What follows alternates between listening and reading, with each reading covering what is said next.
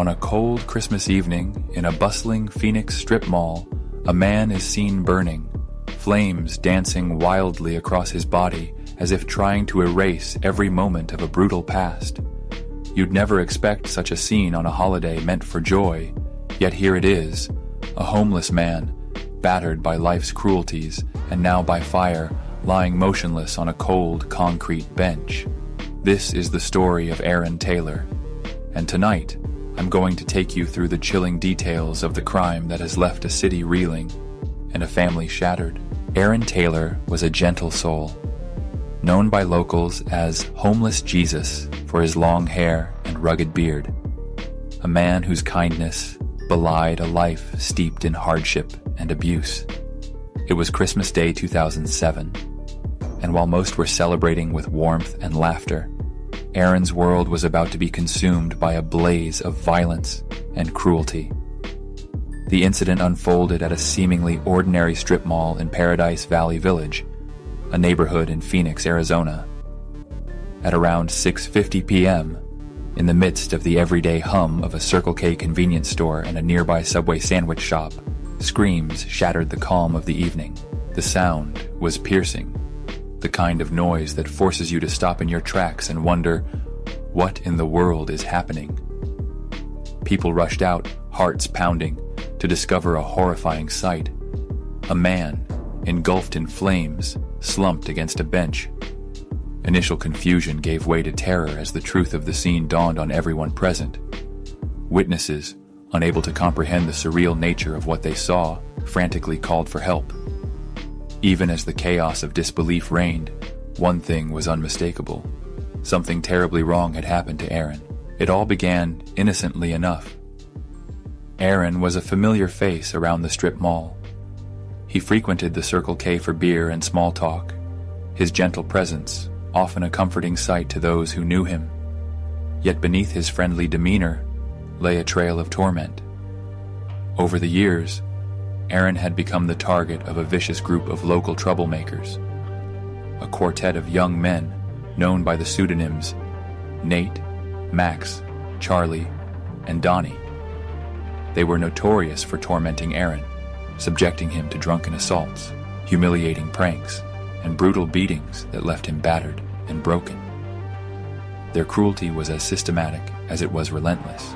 On that fateful Christmas day, Aaron's life had already been marred by previous encounters. Neighbors recalled witnessing the aftermath of earlier incidents, stories of a man beaten down repeatedly, left to fend for himself, and ridiculed by those who should have protected him. Despite his hardships, Aaron still maintained a glimmer of hope, a belief in the goodness of people. But that hope was extinguished in a blaze of flames that no one could have foreseen. As the frantic bystanders gathered, one man named Nimoy recognized the burning figure as his friend. In a state of shock and disbelief, Nimoy watched helplessly as his friend's life slipped away. Despite desperate attempts by onlookers to extinguish the flames using jackets and other makeshift means, the fire raged on until professional firefighters arrived. When they finally doused the flames and rushed Aaron away on a stretcher, it was already too late. Aaron Taylor would soon be pronounced dead in the hospital's burn unit. In the hours and days that followed, police scrambled to piece together the puzzle. The scene was chaotic. Water mixed with foam, shards of burnt clothing scattered on the cold concrete, and the bitter tang of loss hanging in the air. Forensics collected evidence, a jumble of little liquor bottles, half-eaten snack wraps, used cigarette butts, and the remains of a once familiar jacket to piece together a timeline. Yet every clue raised more questions than answers. How could such a horrific act have occurred on a day meant for celebration? And who among the many present could have been responsible for such calculated cruelty? The investigation quickly zeroed in on the notorious group of troublemakers. In local lore, these young men were known as the post-high school guys, a label that belied their ruthless behavior. Nate, the ringleader at just 22 years old, along with his 17-year-old brother Max, Charlie, and Donnie, were frequently seen lurking around the strip mall. Their presence was so regular that store employees had to repeatedly escort them out for causing disturbances. Yet their periodic expulsions never seemed to deter them, and they continued to reappear as if drawn by some dark compulsion to inflict pain. Among those who provided early testimony was a distraught witness named Robert, a man whose trembling voice hinted at secrets too dangerous to repeat. Robert's account painted a picture of Aaron, already heavily intoxicated, being egged on by the group to drink more. He recalled overhearing a chilling statement. Someone had declared that Aaron was going to fall hard tonight. Although Robert's memory was clouded by fear and uncertainty, his words sent a shiver down the spine of every detective who heard them. Yet, as with many cases shrouded in the fog of rumor and hearsay, the truth was elusive. Investigators were met with conflicting versions of events. One moment, witnesses insisted that Nate and Charlie had been present, exchanging dark humor as they tormented Aaron. The next, another source insisted that Max, the younger brother of Nate, had appeared later in the evening, carrying a red gas can. Such details, especially the mention of a gas can, seemed too critical to be brushed aside. A gas can in the midst of a fiery assault implied intent, an accelerant that could transform a reckless prank into a deadly act of arson. The local police, determined to uncover the truth, canvassed every store in the strip mall in search of surveillance footage. The Circle K, with its sporadic camera coverage, offered little, while the nearby Subway sandwich shop held a potential trove of untapped evidence. However, technology proved a double-edged sword. When the footage was finally retrieved, it shockingly revealed nothing from the courtyard where Aaron met his tragic end. It was as if the very moment of the crime had been swallowed by darkness, leaving only scattered, unreliable memories in its wake. As detectives dug deeper, the murkiness of the case only intensified. Aaron's family, who had lost touch with him years earlier, were notified of his death with agonizing regret. His parents, along with 4 siblings, were left to grapple with a lifetime of questions. They remembered Aaron as a vibrant child in Oregon, a daredevil who would climb the tallest trees, full of promise and innocence. But as he grew older, the allure of a tumultuous life in Phoenix led him down a dark path marked by substance abuse, brushes with the law, and a growing isolation from those who loved him most. Despite their relentless efforts to reconnect and help him find a better way, Aaron had drifted too far into a world where compassion was in short supply. In the weeks following the incident, rumors swirled like autumn leaves in the wind. Accounts of the crime began to shift and change, each retelling more sensational than the last. A neighbor's daughter claimed she had overheard Nate bragging about having poured gasoline on Aaron, a confession that was quickly dismissed as a twisted game of telephone.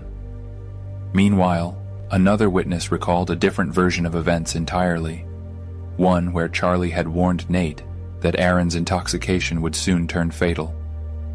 Each new detail, no matter how small, added layers of complexity to an already impenetrable mystery. One particularly chilling moment occurred when Robert, now desperate and fearful of retribution, agreed to meet detectives in a fast food restaurant rather than at the police station. In that moment of quiet terror, he repeated his account of that fateful evening. But even then, his recollections shifted like shadows in the dark. At first, he mentioned seeing a group of 4 young men. Later, his narrative grew to include a 5th, and then, in a dramatic twist, he insisted he had seen Max carrying a red gas can. Such inconsistencies, while frustrating to the investigators, only deepened the suspicion that someone in that group had something significant to hide. As days turned into weeks, a new witness emerged from the chaos, a man named Ryan. Ryan brought with him a fresh perspective, introducing 2 new names into the tangled web, Curtis and Ramon. According to Ryan, these 2 individuals were part of the same circle as Nate, Charlie, and Donnie. What made his account so compelling was the stark detail he provided. He claimed that while Aaron lay passed out on the bench, Donnie was carelessly flicking lit matches, one of which landed on Aaron's clothing, igniting the flames that would soon prove fatal. Ryan's story was as disturbing as it was detailed. He recalled that after the matches were thrown, the group simply got into a car and drove away, leaving Aaron to his fiery fate without a backward glance. This version of events, though harrowing, was not without its contradictions. Curtis, when later brought in for questioning, claimed to remember little of the night, insisting that he had only seen vague flashes of movement and heard faint laughter.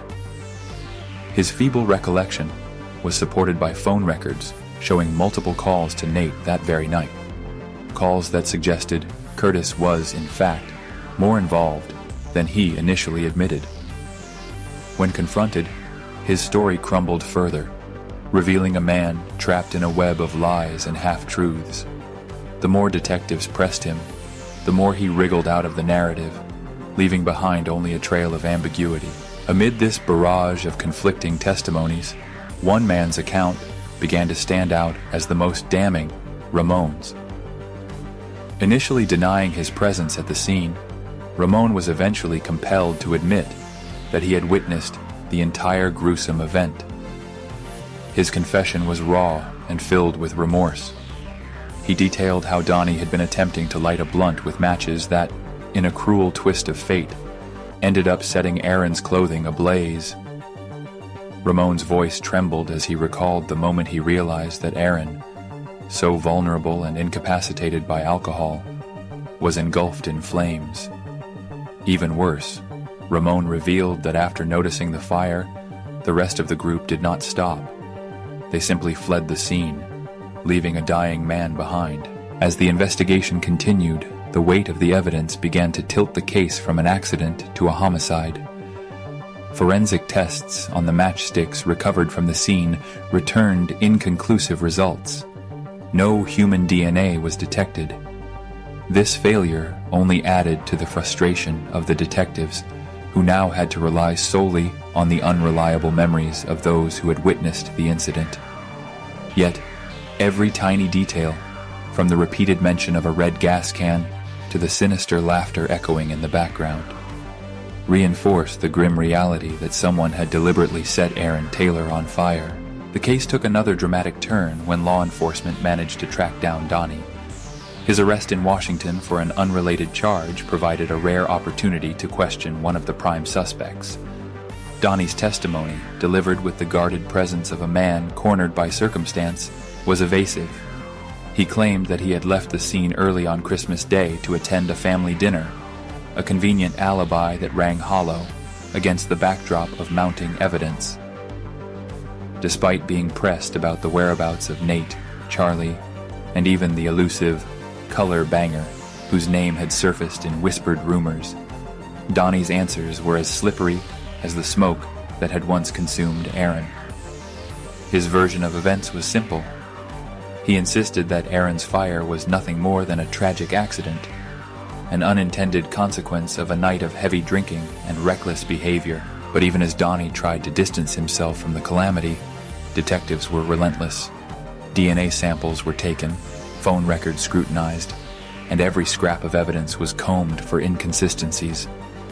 The authorities even managed to secure a statement from another member of the group, someone whose recollections further muddied the already murky waters. Nate, who had consistently refused to cooperate, was eventually linked to the case through circumstantial evidence, though his silence only fueled the suspicion that he knew far more than he was willing to admit. In the midst of this swirling chaos, Aaron's family was left to grapple with a devastating loss. They had long given up hope of reuniting with the son they once knew, a daring, spirited boy from Oregon who had grown into a man plagued by demons. Now, confronted with the brutal reality of his death, they were forced to relive the pain of a lifetime marked by missed chances and unhealed wounds.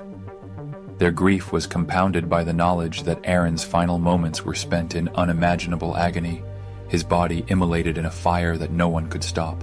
As months turned to years, the case of Aaron Taylor's death slowly faded from the headlines, only to be resurrected by persistent detectives determined to bring justice to a forgotten soul. In 2015, a new investigator was assigned to the cold case, a man with a singular mission to untangle the mess of contradictory testimonies and unsolved leads. Detective Rothenberg pored over every scrap of evidence, re-interviewing witnesses and re-examining every detail of that fateful night. One of the most startling revelations came when Robert, the trembling eyewitness, altered his account once again. This time he recalled seeing Max, the younger brother of Nate, approaching the scene carrying a red gas can. The gas can, a detail that had been mentioned only in hushed tones before, now loomed large as a symbol of premeditation. It was a clue that could no longer be dismissed as a mere slip of memory. For Detective Rothenberg, the red gas can was the key to unlocking the mystery. In a rare stroke of investigative intuition, he theorized that the gas can might have been used to accelerate the flames that consumed Aaron, transforming what might have been a tragic accident into a cold-blooded murder. With renewed determination, the detective sought out Max, who had since been reluctant to engage with the authorities. When finally confronted, Max's only response was to demand a lawyer, a reaction that only served to intensify suspicions of his involvement. As the years passed, every potential lead in Aaron Taylor's case seemed to evaporate like the fuel that once ignited his final moments. The matchsticks that had been recovered from the scene, subjected to rigorous DNA testing, yielded nothing. Tips trickled in, often steeped in rumor and hearsay, each one painting a different picture of that horrific night. From whispers of a mysterious figure known only as Psycho to fleeting accounts of a man with a penchant for cruelty, the narrative of Aaron's death became a mosaic of fractured memories and unverified claims. Yet through it all, one thing remained certain. Aaron Taylor was gone, and with his death came a void that could never be filled. His life, marked by kindness in the face of relentless abuse, had ended in a blaze of cruelty that defied explanation. The haunting image of a man on fire, abandoned by those who had once called him friend, continued to echo in the hearts of those who remembered him. And while justice remained elusive, the determination of those left behind promised that Aaron's story would not be forgotten. In the final analysis, the case of Aaron Taylor serves as a stark reminder of how society often turns a blind eye to the suffering of its most vulnerable citizens. His life may have ended in a blaze, but through the relentless pursuit of truth, his memory will continue to illuminate the darkness.